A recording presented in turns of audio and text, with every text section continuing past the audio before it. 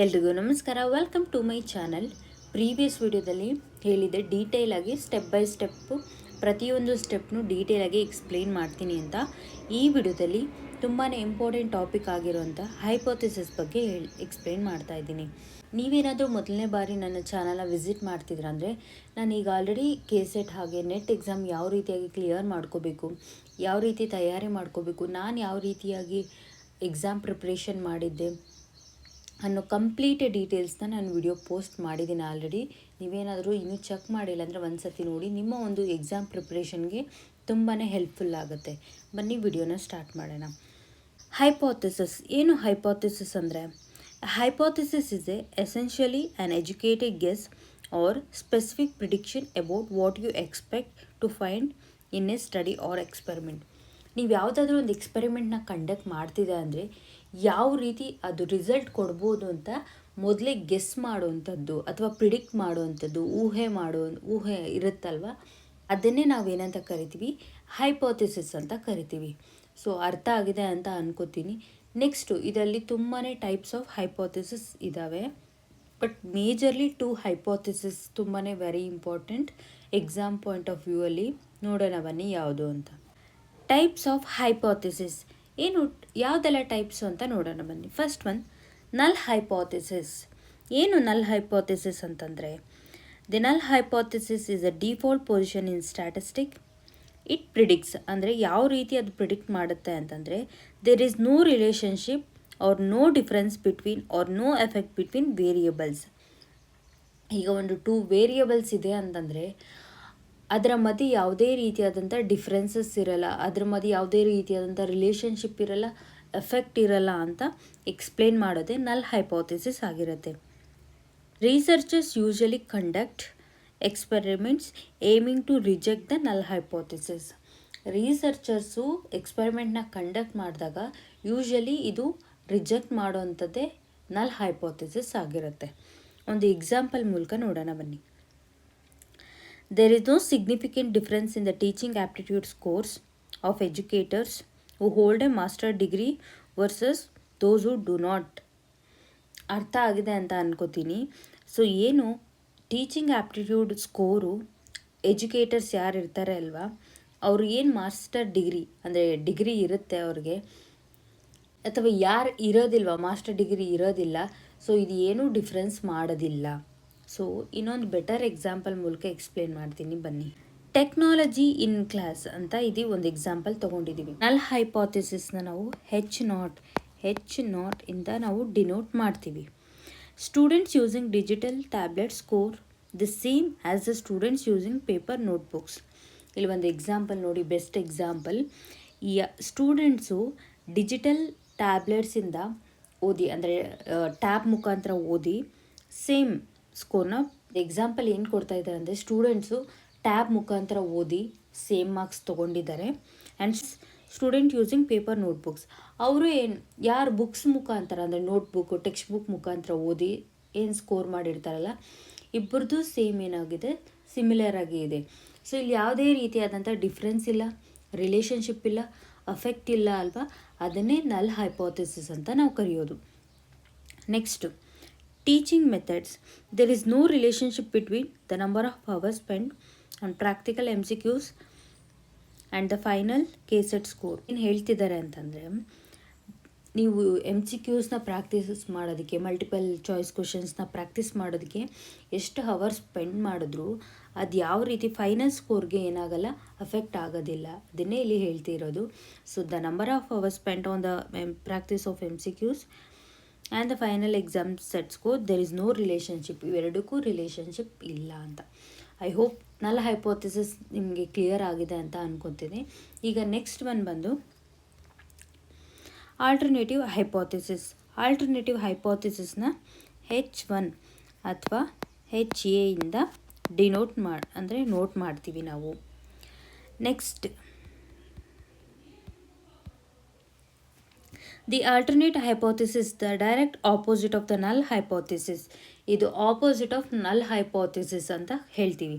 It states that there is a statistically significant relationship, difference or effect. This is usually the primary theory the researchers is trying to prove. ಇದು opposite of null ಹೈಪೋಥೆಸಿಸ್ಗೆ opposite theory ಆಗಿರುತ್ತೆ. And ಇದೇನು ಹೇಳುತ್ತೆ ಅಂತಂದರೆ ಅಲ್ಲಿ there is no relationship, there is no difference ಅಂತ ಇತ್ತಲ್ಲ, there is significantly relationship, difference ಇದೆ ಮತ್ತು ಎಫೆಕ್ಟು ಇದೆ ಅಂತ ಹೇಳ್ತಾ ಇದ್ದಾರೆ. ಸೊ ಪ್ರೈಮರಿ ಥಿಯರಿ ಈ ರಿಸರ್ಚರು ಪ್ರೂವ್ ಮಾಡೋದಕ್ಕೆ ಟ್ರೈ ಮಾಡ್ತಾರೆ. ಫಸ್ಟ್ ಒಂದು ಎಕ್ಸಾಂಪಲ್ ತೊಗೊಳೋಣ. Educator who holds a master degree has significantly different teaching aptitude scores compared to those who do not. So ಅಲ್ಲಿ ಏನು ಹೇಳಿದ್ರು, ಆಪೋಸಿಟಾಗಿ ಹೇಳಿದರು, ದೆರ್ ಇಸ್ ನೋ ಡಿಫ್ರೆನ್ಸ್ ಅಂತ. ಬಟ್ ಇಲ್ಲಿ ಏನು ಹೇಳ್ತಾ ಇದ್ದಾರೆ, ಯಾರೆಲ್ಲ ಎಜುಕೇಟರ್ ಮಾಸ್ಟರ್ ಡಿಗ್ರಿನ ತೊಗೊಂಡಿದ್ದಾರೆ ಅಂದರೆ ಹೋಲ್ಡ್ ಮಾಡ್ತಾರೆ, different teaching aptitude scores compare to those who do not. So different aptitude scores ಇರುತ್ತೆ, ಯಾರಿಗೆ ಇರೋದಿಲ್ಲ. For example those who do not hold master degree. So ಒಂದು ಬೆಸ್ಟ್ ಎಕ್ಸಾಂಪಲ್ ಆಗಲೇ ತೊಗೊಂಡಿದ್ದ ಎಕ್ಸಾಂಪಲ್ ಮುಖಾಂತರ ಹೇಳಿದರೆ ನಿಮ್ಗೆ ಇನ್ನೂ ಚೆನ್ನಾಗಿ ಅರ್ಥ ಆಗುತ್ತೆ. ನೋಡೋಣ ಬನ್ನಿ. Technology in class. Students using digital tablets code differently than students using paper books. ಹೌದು, ಸೊ ಇಲ್ಲಿ ಸ್ವಲ್ಪ ಏನಾಗಿದೆ, ಡಿಫ್ರೆನ್ಸ್ ಇದೆ. ಏನಂತಂದರೆ ಈಗ ಕೆಲವೊಂದು ಸತಿ ಆ್ಯನಿಮೇಷನ್ ವಿಡಿಯೋ ನೋಡ್ಬೋದು ಟ್ಯಾಬ್ಲೆಟ್ಸ್ ಮುಖಾಂತರ. ಬಟ್ ಇಲ್ಲಿ when it comes to text book ಮುಖಾಂತರ ಓದೋದಾದರೆ ಜಸ್ಟ್ ಇಮೇಜಸ್ ನೋಡ್ಬೋದು ಅಷ್ಟೇ, ಅಥವಾ ಒಂದು ಸೆಂಟೆನ್ಸಸ್ ಇನ್ಫಾರ್ಮೇಷನ್ ಅಷ್ಟೇ ಇರುತ್ತೆ. ಬಟ್ ಇಲ್ಲಿ ನೀವು ಗೂಗಲಲ್ಲಿ ಸರ್ಚ್ ಮಾಡಿ ನಿಮ್ಗೆ ಯಾವ ರೀತಿಯಾಗಿ ಇನ್ಫಾರ್ಮೇಷನ್ ಬೇಕು, ಹೆಚ್ಚಿನದಾಗಿ ಡಿಫ್ರೆನ್ಸು ಇನ್ಡೆಪ್ತಾಗಿ ಇನ್ಫಾರ್ಮೇಷನ್ ತಿಳ್ಕೊಳ್ಳೋದಕ್ಕೆ ಸಾಧ್ಯವಾಗುತ್ತಲ್ವ. ಇಲ್ಲಿ ಏನು ಹೇಳ್ತಿದ್ದಾರೆ ಅಂದರೆ ಆಲ್ಟರ್ನೇಟಿವ್ ಹೈಪೋಥೆಸಿಸಲ್ಲಿ as there is a significant difference in the students using tablet, students using paper notebooks. ಇನ್ನೊಂದು ನೋಡೋಣ ಬನ್ನಿ example. Teaching methods. There is a significant relationship between practice hours and the final scores. ಅಲ್ಲೇನಂತ ಹೇಳಿದರು, ನೀವು MCQs practice ಮಾಡೋದಕ್ಕೂ ಹಾಗೆ ನಿಮ್ಮ final ಸ್ಕೋರ್ಗೂ ಯಾವುದೇ ರೀತಿಯಾದಂಥ ರಿಲೇಷನ್ಶಿಪ್ ಇಲ್ಲ. ಬಟ್ ಇಲ್ಲೇನು ಹೇಳ್ತಾ ಇದ್ದಾರೆ ಅಂದರೆ ಆಲ್ಟರ್ನೇಟಿವ್ ಹೈಪೋಥೆಸಿಸಲ್ಲಿ as there is a significant relationship ಅಂತಂದರೆ, ಈಗ ನೀವು ಹೆಚ್ಚಾಗಿ MCQsನ ಪ್ರಾಕ್ಟೀಸ್ ಮಾಡ್ತಾ ಇದ್ದೀರಾ ಅಂತಂದರೆ ಏನಾಗುತ್ತೆ, ನಿಮ್ಮ ಒಂದು ಫೈನಲ್ ಸ್ಕೋರಲ್ಲಿ ಡಿಫ್ರೆನ್ಸ್ ಆಗುತ್ತೆ. ನೀವು ತುಂಬ MCQsನ ಪ್ರಾಕ್ಟೀಸ್ ಮಾಡಿದಾಗ ಏನಾಗುತ್ತೆ, ನಿಮ್ಮ ಒಂದು ರೀಡಿಂಗ್ ಸ್ಪೀಡ್ ಇನ್ಕ್ರೀಸ್ ಆಗುತ್ತೆ. ಹಾಗೆ ನೀವು ಹೆಚ್ಚಾಗಿ ಸಾಲ್ವ್ ಮಾಡ್ತಾಯಿದ್ರೆ ನಿಮಗೆ ಈಸಿ ಆಗುತ್ತೆ ಕ್ವಶನು. ಆ ಒಂದು ಪರ್ಟಿಕ್ಯುಲರ್ ಯೂನಿಟಲ್ಲಿ ನೀವೇನಾಗ್ತೀರಾ, ಥರೋ ಹೋಗ್ತೀರಾ. ಇದೆಲ್ಲ ಏನಾಗುತ್ತೆ ಫೈನಲ್ ಸ್ಕೋರಲ್ಲಿ ಬೇಗ ಸಾಲ್ವ್ ಮಾಡೋದಕ್ಕೆ ಇಂಪಾರ್ಟೆಂಟ್ ಆಗುತ್ತೆ. ಈ ಫೈನಲ್ ಸ್ಕೋರಲ್ಲಿ ನೀವು ಬೇಗ ಸಾಲ್ವ್ ಮಾಡಿದ್ರೆ ಅಂದರೆ ಏನಾಗುತ್ತೆ, ಆಟೋಮೆಟಿಕ್ಕಾಗಿ ನಿಮ್ಮ ಒಂದು ಫೈನಲ್ ಸ್ಕೋರ್ ಇನ್ಕ್ರೀಸ್ ಆಗುತ್ತೆ. ಅದನ್ನೇ ಹೇಳ್ತಾ ಇದ್ದಾರೆ, there is a significant relationship between practice hour and the final score. ಇದಿಷ್ಟು ಬಂದು ನಲ್ ಹೈಪೋಥೆಸಿಸ್ ಮತ್ತು ಆಲ್ಟರ್ನೇಟಿವ್ ಹೈಪೋಥೆಸಿಸ್ ಆಗಿತ್ತು. ಇದರಲ್ಲೂ ಇನ್ನೂ ಟೈಪ್ಸ್ ಇದ್ದಾವೆ, ಬಟ್ ತುಂಬ ಅಷ್ಟೊಂದು ಇಂಪಾರ್ಟೆಂಟ್ ಅಲ್ಲ. ಬಟ್ ತಿಳ್ಕೊಂಡಿರಬೇಕು, ಎಕ್ಸಾಮ್ ಪಾಯಿಂಟ್ ಆಫ್ ವ್ಯೂ ಅಲ್ಲಿ ಕೇಳುವಂಥ ಚಾನ್ಸಸ್ ಇರುತ್ತೆ. ಫಸ್ಟ್ ಒನ್ ಬಂದು simple hypothesis. A simple hypothesis predict the relationship between just two variables, one independent variable that is cause and the one more dependent variable. Simple hypothesis ಅಂದರೆ ಪ್ರಿಡಿಕ್ಟ್ಸ್ ಮಾಡುತ್ತೆ ಯಾವುದ್ರ ಮೂಲಕ ಅಂದರೆ ಎರಡು ವೇರಿಯೇಬಲ್ಸ್ ಮೂಲಕ. ಒಂದು ವೇರಿಯೇಬಲ್ ಏನಾಗಿರುತ್ತೆ, ಡಿಪೆಂಡೆಂಟ್ ವೇರಿಯೇಬಲ್ ಆಗಿರುತ್ತೆ. ಇನ್ನೊಂದು ವೇರಿಯೇಬಲ್ ಏನಾಗಿರುತ್ತೆ, ಇಂಡಿಪೆಂಡೆಂಟ್ ವೇರಿಯೇಬಲ್ ಆಗಿರುತ್ತೆ. ಸಿಂಪಲ್ ಹೈಪೋಥೆಸಿಸಲ್ಲಿ ಜಸ್ಟ್ 2 ವೇರಿಯೇಬಲ್ಸ್ ಅಷ್ಟೇ ಇರುತ್ತೆ. If A students complete variable, independent variable ಇಲ್ಲಿ ಏನು ಅಂತಂದರೆ ಡೈಲಿ ಪ್ರಾಕ್ಟೀಸ್ ಮಾಡೋದ್ರಿಂದ MCQs. ಡಿಪೆಂಡೆಂಟ್ ವೇರಿಯೇಬಲ್ ಯಾವುದು, ಫೈನಲ್ ಎಕ್ಸಾಮ್ ಸ್ಕೋರ್ ಆಗಿರುತ್ತೆ.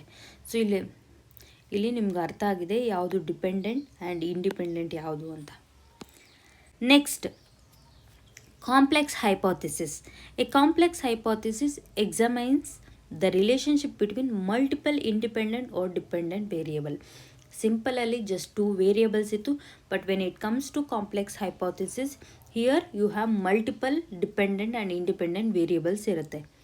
For example, if candidate utilizes MOOCs like Swayam and complete daily practice MCQs, then their final exam scores will increase and their test taking anxiety will decrease.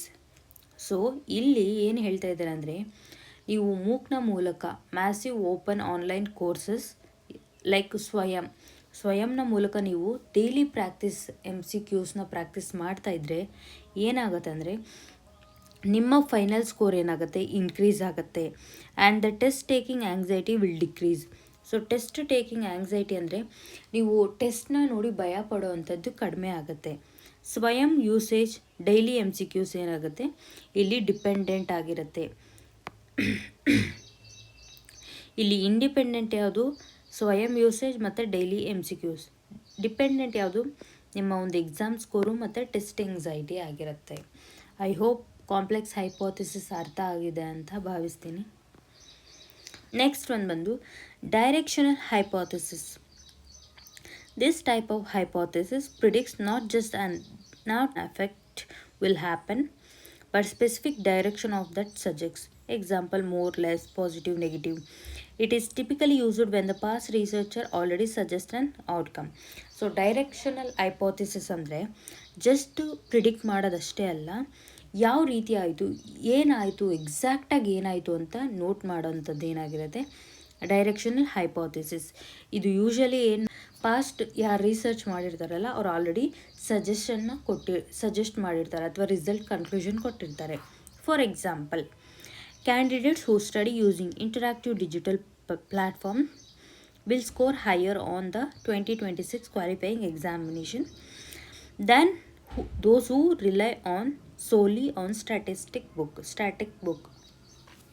ಇಲ್ಲಿ ಏನು ಹೇಳ್ತಾ ಇದ್ದಾರೆ ಅಂತಂದರೆ, the candidate ಯಾರು digital platforms ಅಂದರೆ ಈಗ online courses ತೊಗೊಳೋದಾಗಿರಲಿ, MCQs attend ಮಾಡೋದಾಗಿರಲಿ, ಅಥವಾ animations videos ಅಥವಾ ತುಂಬ ಡಿಜಿಟಲ್ ಪ್ಲ್ಯಾಟ್ಫಾರ್ಮ್ನ ಯೂಸ್ ಮಾಡ್ಕೊಳ್ಳೋದ್ರಿಂದ ಏನಾಗುತ್ತೆ, ದೇ ಎನ್ಹ್ಯಾನ್ಸ್ ದೇರ್ ನಾಲೆಜ್, ತುಂಬ ನಾಲೆಜ್ ಇಂಪ್ರೂವ್ ಮಾಡ್ಕೊಳ್ಳೋದಕ್ಕೆ ಚಾನ್ಸಸ್ ಇರುತ್ತೆ.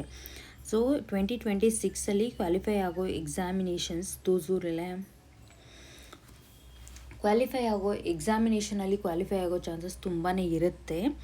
ಆ್ಯಂಡ್ ಇದು ಯಾವುದಕ್ಕೆ ಕಂಪೇರ್ ಮಾಡ್ತಾ ಇದ್ದಾರೆ ಅಂದರೆ, ನಾರ್ಮಲಾಗಿ ನಾವು ಟೆಕ್ಸ್ಟ್ ಬುಕ್ ಮುಖಾಂತರ ಓದೋದಕ್ಕೆ ಕಂಪೇರ್ ಮಾಡಿ ಹೇಳ್ತಾ ಇದ್ದಾರೆ. ಸೊ ಇಲ್ಲಿ ಅವ್ರು ಹೇಳ್ತಾ ಇದ್ದಾರೆ, ಎಸ್ ಎನ್ಹ್ಯಾನ್ಸ್ ಆಗುತ್ತೆ, ದೇ ವಿಲ್ ಸ್ಕೋರ್ ಮೋರ್. ಇಲ್ಲಿ ಏನು ನೋಡಿ ಸ್ಪೆಸಿಫಿಕ್ ಮಾಡಿ ಹೇಳಿದ್ದಾರೆ, ಮೋರ್. ಎಸ್, ಯಾರು ಡಿಜಿಟಲ್ ಪ್ಲ್ಯಾಟ್ಫಾರ್ಮ್ ಯೂಸ್ ಮಾಡೋರು ಮೋರ್ ಅಂದರೆ ತುಂಬ ಸ್ಕೋರ್ ಮಾಡ್ತಾರೆ. ಸೊ ಇಲ್ಲಿ ಸ್ಪೆಸಿಫೈ ಆಗಿ ಒಂದು ಡೈರೆಕ್ಷನ್ ಹೇಳ್ತಾ ಇದ್ದಾರಲ್ವ, more or less, positive or negative. ಇದನ್ನೇ ನಾವು ಏನಂತ ಕರಿತೀವಿ ಅಂದರೆ ಡೈರೆಕ್ಷನಲ್ ಹೈಪೋಥಿಸಿಸ್ ಅಂತ ಕರಿತೀವಿ. ಇನ್ನು ಲಾಸ್ಟ್ ಒನ್ ಬಂದು non-directional hypothesis. A non-directional hypothesis predicts that there will be an effect or difference between groups, but it does not specify the direction. It is often used when exploring a relatively new area of research. ಇದು ಏನು ಹೇಳ್ತಂತಂದರೆ, ಹೌದು, there is A significant differences ಇರುತ್ತೆ, effect ಇರುತ್ತೆ ಮತ್ತು relationship ಇರುತ್ತೆ.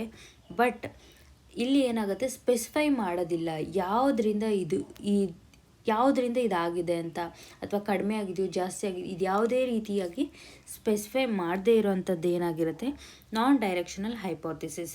ಇದನ್ನು usually ಯಾವಾಗ use ಮಾಡ್ತೀವಿ ಅಂತಂದರೆ, ನೀವು ಯಾವುದೋ ಒಂದು ಟಾಪಿಕ್ ಬಗ್ಗೆ ರಿಸರ್ಚ್ ಮಾಡೋದು ಅಥವಾ ಹುಡ್ಕೊಂಡು ಹೋಗ್ತೀರಲ್ವ, ಎಕ್ಸ್ಪ್ಲೋರ್ ಮಾಡೋಂಥದ್ದು ಟೈಮಲ್ಲಿ ಏನು ಮಾಡ್ತೀರಾ ಅಂದರೆ non-directional hypothesis ಯೂಸ್ ಆಗುತ್ತೆ.